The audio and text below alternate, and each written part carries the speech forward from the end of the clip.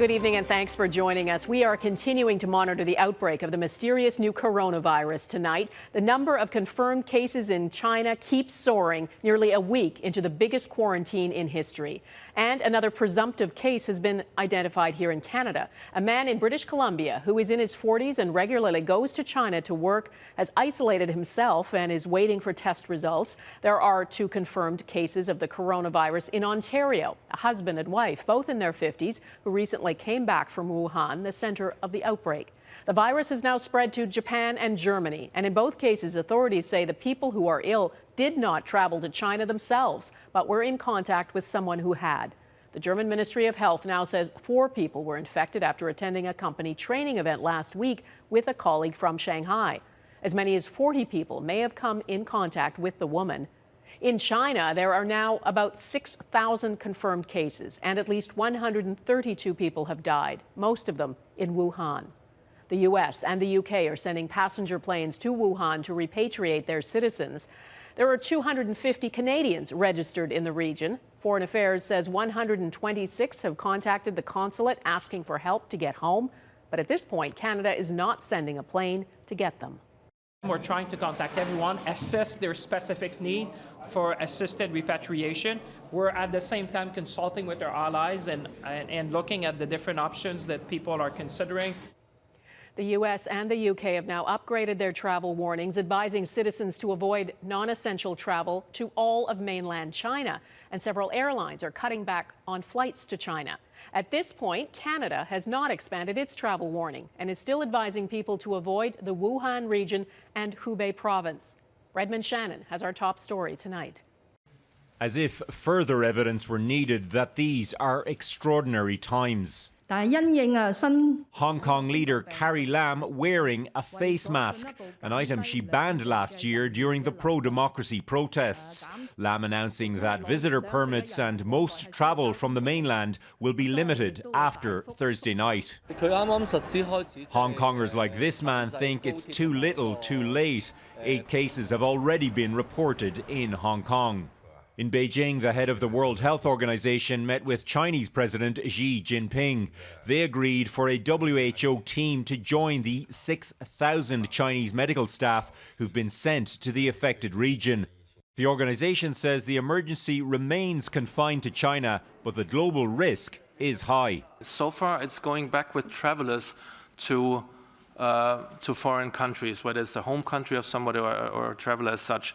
It's not wildly spreading outside of China. But again, we have to be prepared for in case it would. In Wuhan, state TV shows the much-hyped building of a special new hospital, some prefabricated rooms already in place. Most people living in the city remain holed up at home, many shouting encouragement to each other from apartment windows.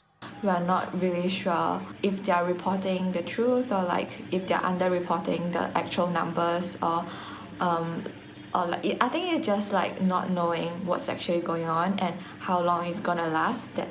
That's the most scary part. And cities near the affected Hubei province are increasing checks to anyone arriving. Those with high temperatures sent to hospital immediately. And more than 1,000 kilometers away in Beijing, some empty shelves and long lineups as the first death from the virus is confirmed in the capital. Redmond Shannon, Global News, London. Now to what we know about the cases here in Canada. Here's Heather Urix West. Health officials say Canada's 3rd presumed case of novel coronavirus did everything right. This is a gentleman who was well aware of what was going on in China, and when he returned, he went home and he voluntarily self-isolated. The man had recently traveled to Wuhan, China, but did not have any symptoms until more than 24 hours after he returned. This person was not symptomatic on his flight. There's no risk to people who are in contact with somebody with no symptoms. But there are questions within the global medical community around whether or not that statement is true. Normally with the coronavirus, we see more viral shedding and more transmission when a person is more symptomatic. China has reported there may be evidence of asymptomatic transmission. All of these questions must and will be answered in order to provide a proper risk assessment. The Chinese embassy in Canada is advising all Chinese nationals returning from Wuhan to isolate themselves for 14 days at home. So far, all cases across North America have been traced back to China. The coming days and weeks are likely to bring more confirmed cases here and around the world, including the possibility of some person-to-person spread. Studies on the new coronavirus show that on average, one sick person can infect between 1.5 and 3.5 other people. That makes it a bit more infectious than most seasonal flu strains, in which sick people can infect between 1 and 1.5 others, but less infectious than SARS, which spreads from 1 to 2 to 5 others. It's why public health officials are doing all they can to prevent an outbreak, isolating and testing anyone who traveled to Hubei province and has now become ill. We need to be very vigilant. There are people who have traveled, who are here, who might be incubating this virus, who might be becoming sick in the next couple of weeks. And that's why it's so critical that we maintain our focus. Because the success of their efforts will be measured in the days ahead. Heather Yurex West, Global News, Calgary.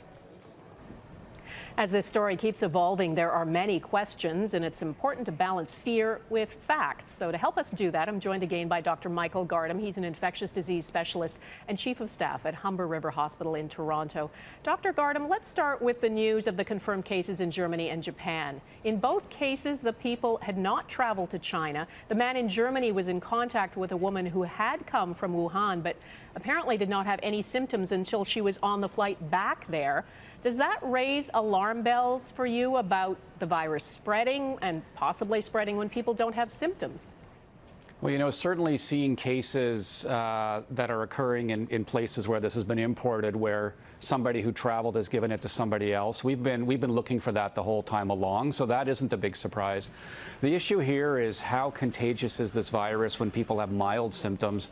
And honestly, it's really hard to sort of set worldwide policy on one case, right? So we really need to be cautious saying that the virus is highly infectious in that setting. Typically with viruses, people are mildly contagious if they have minimal symptoms, and they're much more contagious if they have a lot of symptoms. So it's possible it can certainly transmit if people have mild disease or maybe even no symptoms, but it's certainly less likely than if they're sick. So is it too early then to be definitive about the transmissibility of this virus when people are contagious and how exactly it's spreading? Absolutely. I mean, we need to take a step back. I mean, typically with other viruses, what we've done is we've looked at people where we have a good idea when they got infected, and then we're doing serial swabbing on them to see at what point they start to shed the virus, at what point that they start to develop symptoms. None of that has been done with this particular virus, so I think we are too early to get very definitive about how it is transmitted. If we take a big step back, though, and look at the epidemiology, the spread seems to be similar to what we saw during SARS, which is that people who are sick are the most likely ones who are actually spreading it. Well, given the unknowns and given what you just said, should people who have been to the Wuhan region be self-isolating as a precaution? Right now, that's not recommended. I mean, it's a very good question. Right now, what we're looking at is people who have symptoms. That may change over time, but you can imagine if we start to broaden that case definition where now anybody who comes from Wuhan is isolated, or take it even further, a lot of calls I've been getting today is why aren't we isolating every person who's even been in China? You can imagine that very quickly overwhelms the public health system. So early on, we have to be very sort of surgical in what we're doing, and if necessary, we start to move out. We have to remember the area that's been locked down. We're talking 35-some million people. So the vast majority of people from that region do not have this virus. Okay, we'll watch and wait and hopefully speak with you again. Dr. Gardam, thank you. Thanks for having me.